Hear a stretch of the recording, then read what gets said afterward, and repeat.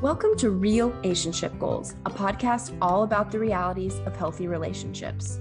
Real-ationship Goals is a project of the Advocacy Center for Crime Victims and Children in Waco, Texas. If you or someone you know has experienced sexual violence or harassment and is seeking support, services, or needs more information, links to resources and our hotline number can be found in the description. The views expressed in this podcast are those of the hosts and guests and do not necessarily reflect those of their organizations or affiliates. So, welcome back to Season 4, Episode 9 of Real-ationship Goals podcast. We're glad you're here with us, whether this is your first time or you've been with us in Season 1. Thanks for being here. My name is Blythe. I'm Arianna. And I'm Kyla.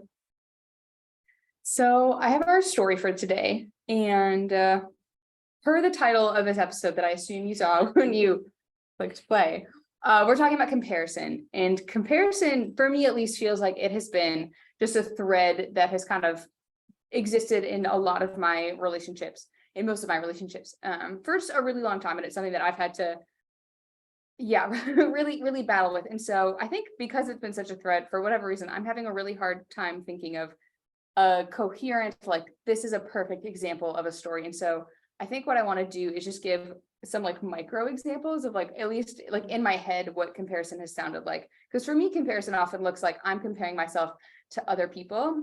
And sometimes that looks like if I'm at a group function or like I'm with a group of people, like upon leaving that group setting, I'm just like, why am I like this? So why did I do that? I'm so weird. Why can't I just be like X, Y, or Z? Whether that's like, why can't I just be normal? Why can't I just be like this person? Why do I sound like that?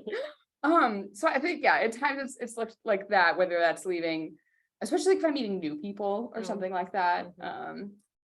Comparison has looked like me, especially like thinking of like elementary, middle school Blythe. Like if someone's just like, oh, hey, like, do you like strawberry ice cream?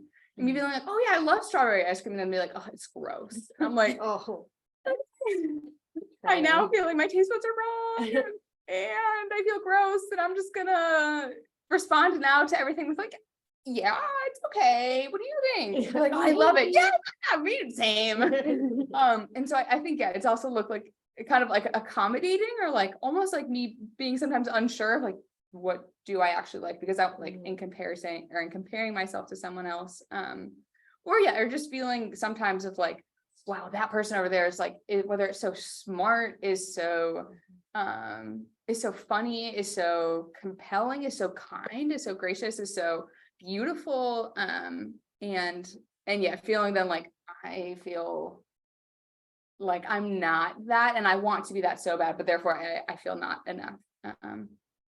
So that was a smattering of things, but micro examples of comparison in the life of Blythe. I'm sorry, and you're welcome.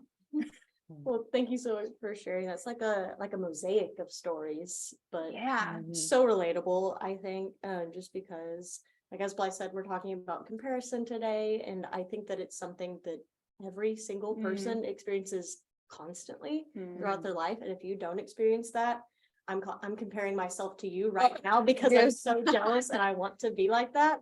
But it's just so innately ingrained, I think, like in our society and kind of like how we're wired to a degree. So just to like set us up with kind of like a definition, Oxford Languages defines comparison as a consideration of similarities or dissimilarities between people and things. And I think just like so many of kind of the uncomfortable feelings and emotions and tensions that we're talking about this season, comparison can also be like an umbrella emotion for other things. So it's very like, I always think of them as like amoeba emotions of like, oh, I'm also like, oh, there's a little bit of anger and I'm bringing that in. And there's a little bit of like envy and jealousy and I'm bringing that in. And there's some shame over here and I'm bringing that in. And it turns into like a comparison amoeba that just kind of like rolls over you. So it's just like evaluating two things like between two different people, like said of like, oh, well, like I think that they're smarter than me, or oh, I think they're prettier than me, which I think has a lot of like roots in kind of like perfectionism. And just kind of like Yes. it calls Yes, it us does. yeah, it calls us to reflect and kind of assess of like, okay, well at the heart of that, like what do I consider like perfection, and like what is leading me to like compare like these things about myself, and like what is it about like that person that I view as having something of greater value than I do, and just kind of like taking that down to its root. So just kind of like jumping off of that, I guess, like where do y'all think that comparison kind of comes from?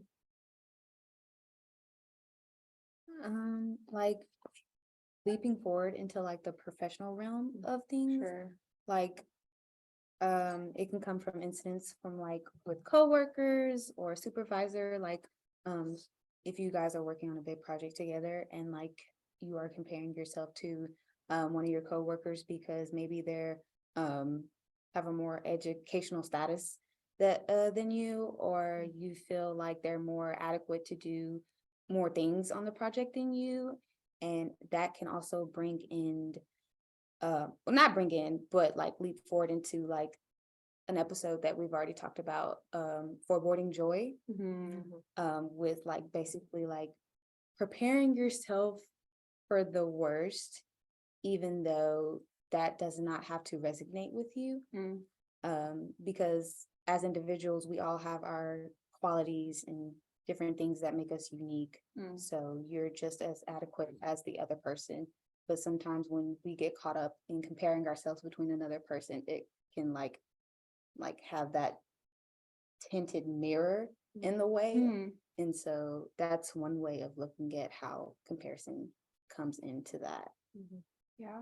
I wonder too if like comparison is a result of like real like perfectionism, or almost like a hierarchy of like I like whether it's the thing that I value most is what is something that's gonna make a value a lot?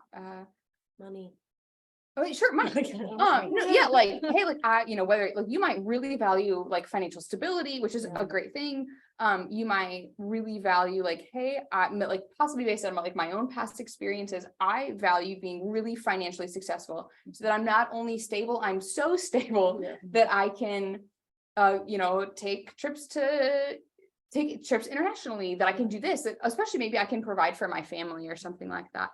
Like we can compare ourselves that way, or in a ton of different ways, based on appearance, based on how funny you are or something like that. And so I think sometimes comparison can come from if we really value something and we have not achieved that thing to the level at which we want, but someone else has.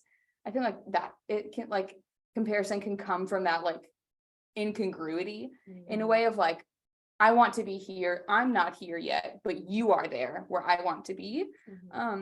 I think it's part of it, that, and like also I think comparison can come from like people are different, and I can't be good at everything, and that's a good thing, right? It's a humbling thing, it's a good thing. That's why like working in teams is so important, and why it's a great thing that like some people, whether in a classroom or in a friend group, like some people are really good at this, some people are really good at that, and it just doesn't work out that like we can all be really good at everything. But I think sometimes comparison can come from like, I want to be The one that can do it all. the one that can do it all and that has it all, and that and so when we are confronted with the fact that we don't have it all, and that we don't have it all, we aren't it all or whatnot, I think comparison can kind of come from that. How would y'all distinguish between like comparison and like a healthy competition? I think it comes down to kind of like your root like feeling or kind of like stake in it. So if like you are going into something with like, this is determining my worth in some way, that is an unhealthy like comparison. Versus like a competition is, it's just like, like I'm just viewing this as a way of like, I'm just pushing myself to be the best that I can be. And it's like acknowledging, but like, and recognizing at the same time of like, I am no less. Like if I don't like, I'm trying to think of like if you're in school still and it's like, oh, like I have this friend who's doing really well in this class, So I like want to push myself to like do better. And so like I'm gonna try and like score higher than them on this next test, but recognizing that like if you don't, it doesn't make you any less than them, but it just kind of gives you like goal markers to kind of like push yourself a little further in, I think. Maybe is more of like an encouraging thing rather than a demoralizing thing. Yeah. Yeah, I think that, yeah, like the encouragement piece, or yeah, like two people like wanting to like push one another of like, hey, I'm, you know, this isn't, or like maybe like you're really good at math or something like that, and your friend isn't great at math, like and maybe competition isn't the right word. In some instances, like in sports, right? Like oftentimes like in a sport or like with something athletic, right? Like if you are competing against someone, or if you know like, oh, like we are gonna have, I don't know, a wrestling match or something like that.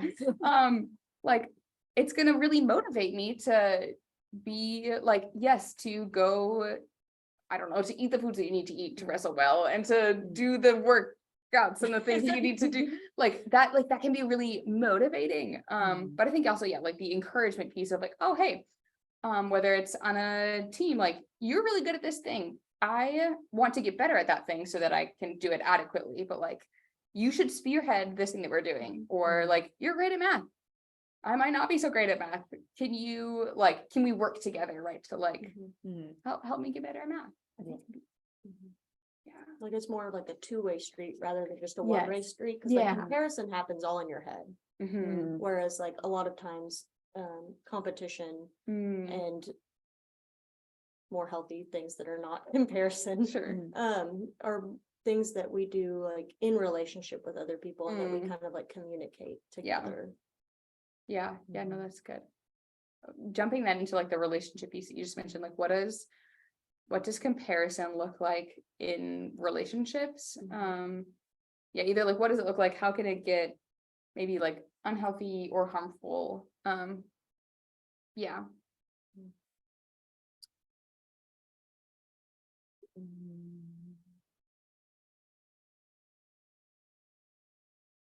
Like maybe distinguishing between two different relationships, like such as comparing your partner to your best friend. Like you have a different like level to your relationship when you're talking about your friend, your best friend, and you have another level of your relationship when you're talking about your partner.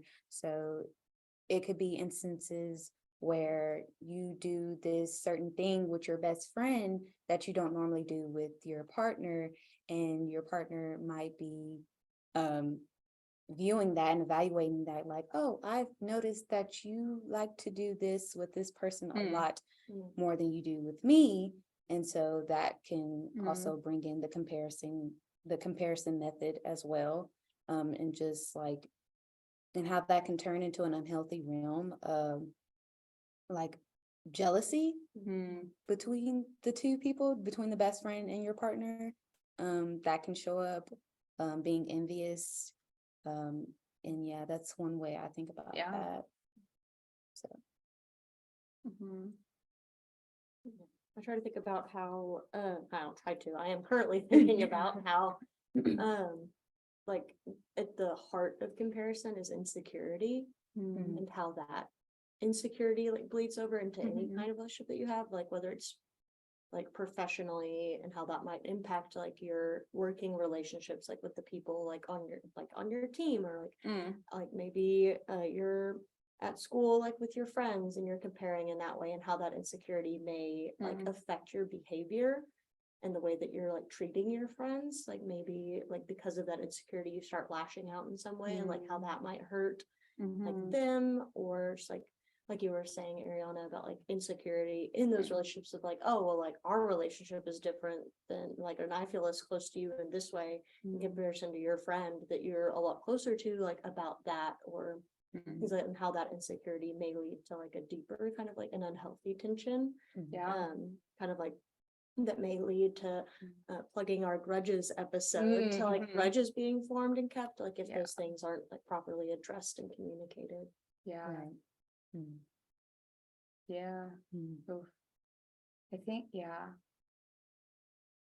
sometimes like, especially like if we're comparing like across relationships, or if I'm comparing whether it's like in, an old partner, an ex-partner to like a new one, or even like not necessarily like an old friend to a new friend, or like a friend to also like a new friend or something like that. Like, right, like it can be good, right, to be like, oh yes, these two people are different people, but sometimes, right, like it can get some tricky waters if in comparison you're like, oh well, we always did it this way, or in this relationship it looked like this, or this person always did this, or something like that, and then bringing, maybe that's like an expectation issue. What episode did we talk about disappointments? Yes. So plug the disappointment episode. But yeah, if we're bringing something from a different relationship into a new one, or like comparing of like, well, you're not like my last partner, you're not like this other friend, or even like this, I don't know, like my family does this thing in this way, and you don't do this thing in this way. And granted, like barring anything that's like something like legitimately like unhealthy in a relationship, of like, if you're noticing like, I'm being treated in a way that does not honor my, like, that I have dignity and worth, and that I deserve to be treated healthily in a relationship, like saying that you deserve that, absolutely. If you notice incongruencies there of like, this person does not treat me well, they don't listen, they at XYZ, no, not okay, full stop. But it's more the thing of, right, of like, when we're confronted with like, when that people are different, and that, yes, if we are in a new relationship with a new person, that is a new person, and so yes, the relationship might look different, and that's okay, and there's like a certain like beauty and like openness to that, of like, yes, you are a whole new person, you're a whole new person, and yeah, not just putting something on someone else that like they, I don't know what the word is, like that they can't, like, you can say, hey, in this past relationship, I loved when we would go for picnics. And I've noticed we've gone for no picnics. Let us go for a picnic. Like that's okay. But if it's like, well, you don't do things like this person did, or like they were like this, or they were like that, or like that. Yeah, that's like an unhealthy comparison method. Yeah. And I think that there are like differences, and like I think that there's a lot of value in talking about like how, like what it looks like to like compare yourself to somebody else versus like whenever you're comparing two people, and we kind of touched on it a little bit, but it could be good to dive into it a little bit more. So like, what do you think like some of those differences, like how can that look like in our relationships, like comparing ourselves to somebody else versus comparing two people? I think when we compare, and this is my experience, so I want to be careful of saying that it's something is like universal, but sometimes like when we compare ourselves to other people, it can often be really entangled with shame, right? Shame being like, I am not, like, I'm not enough, basically, versus I think, that like, I think that can tend to be a more underlying emotion when we're comparing ourselves to someone else. It's just often like, to me, it's usually like, oh, you do this thing really well, whether it's like, you're really funny, or you are really this, or really that, and I am not, and therefore I feel like I'm like less worthy of connection than you, or like I'm not worthy of it. Like that feels like, shame is much more of an underlying thing, versus I think something not necessarily, but something different is like underlying comparing to people. What do y'all think? I don't know. What do you think? What do you think that is? That's what I was trying to think of. What's a good word for that? Because we have shame versus, we can't just use comparison, because that feels like a little bit of a cop-out. I don't know. It's almost like I don't want to use, like, this feels like an extreme word, and I don't like it. It's not perfect, but something almost like controlling, maybe, or in some instances, I think, it can, or it's just the feeling of like, hey, when we come up against something that's new, and newness often requires us to be vulnerable, like that's difficult. And so familiar, almost like kind of like opposite of last episode, like familiarity can be comfortable. I don't know, y'all, tell us in the comments what you think. It can be, and I think it's just because relationships are so unique and different from one another that it's hard to come up with kind of like one blanket word to describe kind of like the motivation between comparing two different people, because it's just so different. Because like some part of it could be like an insecurity, or it could be like a jealousy or an envy type thing, or it could even be shame in comparing two different people of like, oh well, is it like because of like, is it my fault that like, or maybe like something I'm thinking of is like maybe you like in your romantic relationships tend to be broken up with more than like you do the breaking up. So is it like something that I like I've heard talked about maybe in like pop culture, or just like in general of people in kind of like an unhealthy way of addressing like breakups and stuff like that, is like, oh, like what's the like most common denominator in those things, and it's like that's you, and so like that's not a good thing. So like in that way, like comparing two relationships can be like a very negative thing in that way too, because they're reflecting on how that speaks like, to your value. So I think we can start to wrap it up here just because of time, but I think like a closing note before our relationship goal is being mindful that like comparison can be weaponized, right, in a relationship if it's used and if it's used to belittle, right, to say like, oh, or to belittle, to shame, to guilt of like, why aren't you like my last partner? They did this perfectly, you do it terribly, like what is the matter? Like that is unhelpful. That can turn into like emotional abusiveness. Just wanting to like comparison can show up, and it's really good to see that like how it works in all of our relationships, but it can, when the dial is turned up on it and it's used against someone to make them feel less than, is unhealthy, and even abusive. Any final thoughts before we jump into our relationship goal? No, let's go. Cool. Okay, y'all, our relationship goal. Let's turn the page. Okay, your relationship goal is this week is to pick one person that you are already in a relationship with. Maybe it's a friend, a roommate, a sibling, a parent, a coworker, a partner, whoever, somebody that you are in a relationship with, and tell them something that makes them unique and that you really appreciate about them. And Arianna has our recommendation. Yes, I do. If you haven't heard of the Divergent trilogy series, it is a great series. It is by Veronica Roth. It has a sense of adventure, science fiction, young adult fiction, and more things. I recommend you start off with Divergent because I believe that is the first book, and I believe there's also 4 books in total. So yeah, it's a very, really, really good series. So I recommend that. Nice. We heard it. Read the Divergent trilogy. All that to say, y'all, thanks for being here with us. We appreciate it, and we're excited to have you back next week for episode 10. See you then.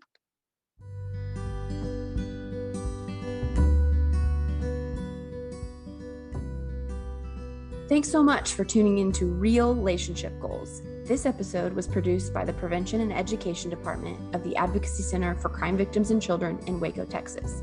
You can follow us on Instagram at ACCVC_prevention. See you next time.